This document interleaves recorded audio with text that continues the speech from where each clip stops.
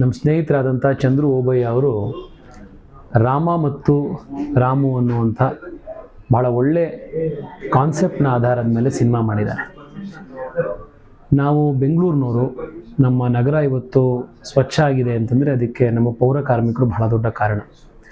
ಆದರೆ ಅವ್ರ ಜೀವನ ಎಷ್ಟು ಕಷ್ಟ ಇರುತ್ತೆ, ಅವ್ರು ಏನು ಸವಾಲನ್ನು ಎದುರಿಸ್ತಾರೆ, ಸಮಾಜ ಅವ್ರನ್ನ ಹೀಗೆ ನೋಡುತ್ತೆ, ಇದೆಲ್ಲದನ್ನು ಒಂದು ಥೀಮಾಗಿ ಇಟ್ಕೊಂಡು ಸಿನಿಮಾ ಮಾಡಿದ್ದಾರೆ. ಒಂದು ಸೋಷಿಯಲ್ ಮೆಸೇಜ್ ಇರುವಂಥ ಸಿನಿಮಾ. ಚಂದ್ರು ಓಬಯ್ಯ ಅವರಿಗೆ ನನ್ನ ಬೆಸ್ಟ್ ವಿಶಸ್. ಸಿನಿಮಾ ಚೆನ್ನಾಗಿ ಬರಲಿ, ಜನಕ್ಕೆ ಇದು ಇಷ್ಟ ಆಗಲಿ.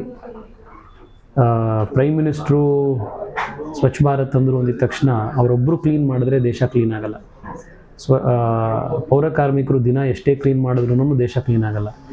ನಾವೆಲ್ಲಿವರೆಗೂ ನಮ್ಮ ಜವಾಬ್ದಾರಿ ಹತ್ಕೊಂಡು ನಾವು ಕಸ ಹಾಕೋದು ನಿಲ್ಲಿಸ್ತೀವೋ, ಈ ಊರು ನಮ್ಮದು ಅಂದ್ಕೊಳ್ತೀವೋ, ನಮ್ಮ ಮನೆ ಒಳಗಡೆ ಯಾವ ಥರ ಕ್ಲೀನಾಗಿ ಇಟ್ಕೊಳ್ತೀವಿ ಅದೇ ಥರ ನಾವು ಹೊರಗಡೆನೂ ಕ್ಲೀನಾಗಿ ಇಟ್ಕೊಳ್ಬೇಕು ಅಂತ ನಮ್ಗೆ ಅನ್ಸಲ್ವೋ, ಅಲ್ಲಿ ತನಕ ಈ ದೇಶ, ನಮ್ಮ ಊರು ಕ್ಲೀನ್ ಆಗಲ್ಲ.